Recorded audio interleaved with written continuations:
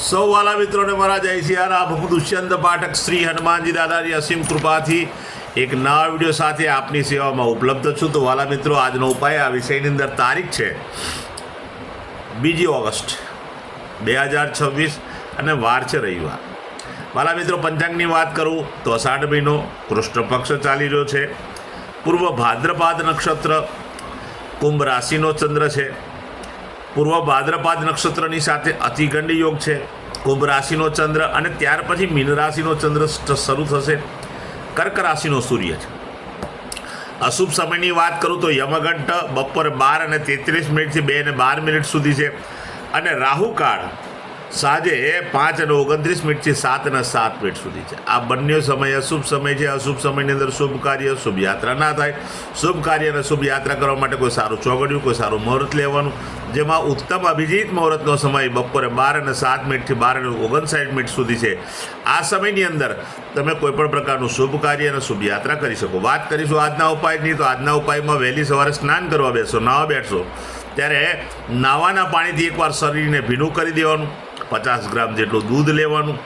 શરીર ઉપર પહેલાં દૂધ ચોળી દેવાનું છે. દૂધનો લેપ કરવાનો. માથાના વાળ અને પગના તળિયામાં દૂધ લગાડવાનું નથી. બાકી શરીરના બધા જ ભાગ ઉપર તમે દૂધ લગાડી શકો. દૂધ લાગી જાય ત્યાર પછી ચોખ્ખા પાણીથી નાહવાનું. ચોખ્ખું પાણી ઉમેરવું હોય તો ઉમેરી પણ શકાય. સાબુ અને શેમ્પૂનો ઉપયોગ પણ કરી શકાય. સ્નાન થઈ ગયા પછી તમે વસ્ત્ર ધારણ કરી લો, કપડાં પહેરી લો. ત્યાર પછી ઘીનું તિલક કપાળમાં કરવાનું, નાભી પર કરવાનું છે. 2 જગ્યાએ કરવાનું. તિલક થઈ ગયા પછી સીધું સંધ્યા કાળે પશ્ચિમ દિશા તરફનું મુખ રાખવાનું. શ્રી હનુમાનજી દાદાને એક હનુમાન ચાલીસા, એક કાગભૂષણની રામાયણજીનો પાઠ દાદાને અર્પણ કરવાનો. ત્યાર પછી સૂતા પહેલાં પોતાની જ પથારીમાં બેસવાનું. પલાઠી વાળવાની. ઓમ કૃષ્ણાય વાસુદેવાય હરાય પરમાત્મને પ્રણત ક્લેશ નાશાય ગોવિંદાય નમો મહામંત્ર યથાશક્તિ જપી લેવાનું. બસ આટલું કરી લો, ઉપાય પૂર્ણ થઈ ગયો. જે મારા વાલા મિત્રનો જન્મદિવસ 2 ઓગસ્ટ 2026 રવિવારના દિવસે છે, તે બધા જ વાલા મિત્રોને સૌપ્રથમ તો જન્મદિવસની શુભકામના.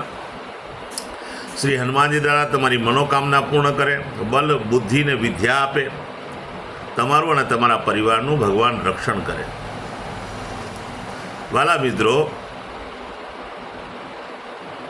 ઉપાયના ભાગરૂપે મેં કહ્યું તે પ્રમાણે સ્નાન, મેં કહ્યું તે પ્રમાણે ઘીનું તિલક કરવાનું છે. આટલું થઈ ગયા પછી ગૌશાળાએ જવાનું. ગાયોની સૌપ્રથમ પરિક્રમા કરવાની. ગાયોની સેવા કરવાની. ગાયોને લીલું ઘાસનું દાન આપવાનું. તમારે ત્યાં ભોજન બન્યું તે ભોજન પણ ગાયોને અર્પણ કરવાનું. વાલા મિત્રો, આટલું કાર્ય થઈ જાય, ગાયોના આશીર્વાદ મેળવી લો. પછી બિલકુલ સીધું સંધ્યાકાળે સૂર્યાસ્ત થતાં પહેલાં ઘીમાં બનેલી મીઠાઈ કોઈ પણ હોય, ઘીમાં બનેલી કોઈ પણ વસ્તુ હોય તે તમે નાના બાળકોને, જરૂરિયાતમંદ લોકોને, ગરીબોને, શ્રમિકોને, બ્રાહ્મણોને, વડીલોને બધાને ભેટ સ્વરૂપે આપી શકો છો.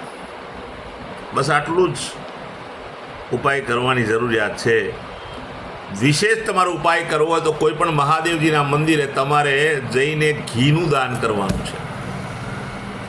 ઘીનું દાન કરશો, ઉત્તમ પરિણામ આખું વર્ષ પ્રાપ્ત થશે. જે મારા વાલા મિત્રની મેરેજ એનિવર્સરી 2 ઓગસ્ટ 2026 અને રવિવારના દિવસે તેવા બધા જ વાલા મિત્રોએ સવારે ઉઠી વડીલોના ચરણ સ્પર્શ કરી વડીલોના આશીર્વાદ મેળવવાના અને કોઈને કોઈ ભેટ વડીલોને આપવાની છે. આટલું કર્યા પછી ગૌશાળાએ જવાનું. પતિ અને પત્નીએ ગાયોની પરિક્રમા કરવાની. ત્યાર પછી ગાયોને લીલું ઘાસનું દાન આપવાનું. ગાયોની સેવા કરવાની. પોતાના ઘરે ભોજન બન્યું તે ભોજન પણ ગાયોને અર્પણ કરવાનું. ઉત્તમ પરિણામ પ્રાપ્ત થશે. ત્યાર પછી કોઈ પણ વૃદ્ધાશ્રમ, અનાથાશ્રમ, વિધવાશ્રમ, જરૂરિયાતમંદ લોકોને, ગરીબોને, શ્રમિકોને, બ્રાહ્મણોને તમે આખા સીધાનું દાન કરી શકો. આમાંનું કોઈ ન મળે તો કોઈ પણ મંદિરે સીધું દાન કરશો તો પણ ચાલશે. સીધુંનો મતલબ દાળ, ચોખા, ઘઉંનો લોટ, માણસને ભોજન માટેની જેટલી સામગ્રી જોઈએ, શાકભાજી સહિત એ બધું આપવું, એનું નામ સીધું. સાથે સાથે રોકડી કંઈક દક્ષિણા આપશો તો પણ સારું પરિણામ પ્રાપ્ત થશે. બસ આટલું કરી લો.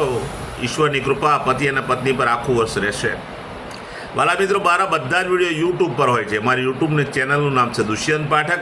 મારી ચેનલને સબસ્ક્રાઈબ કરજો અને બેલ આઇકન અવશ્ય દબાવજો. કારણ હું નિયમિત એક વિડીયો મૂકું છું. તમે જો બેલ આઇકન દબાયેલો હશે તો તરત જ તમારા મોબાઈલ પર નોટિફિકેશન આવશે અને મારો વિડીયો તરત જ તમને જોઈ શકશો. એટલે પ્રાર્થના કરું છું મારા વિડીયોને તમે મારી ચેનલને સબસ્ક્રાઈબ કરજો અને બેલ આઇકન અવશ્ય દબાવજો.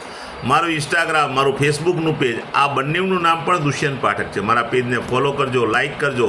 પ્રાર્થના કરું છું બધા વિડીયોને શેર કરજો. કોઈ સંઘર્ષમાં ફસાયેલા વ્યક્તિ પાસે આ વિડીયો જતો રહેશે તો સંઘર્ષમાંથી નીકળવા માટેનો એને માર્ગ જડશે અને તમે એમાં માધ્યમ બનશો. એટલે તમે મારા વિડીયોને અવશ્ય શેર કરજો. ફરી પણ એક પ્રાર્થના પ્રામાણિકતાથી કરું છું કે મારો વિડીયો એકવાર જોવાથી કે એકવાર ઉપાય કરવાથી 24, 48, 72 કલાકમાં પરિણામ નહીં મળે. ખોટા પ્રયત્ન ના કરશો.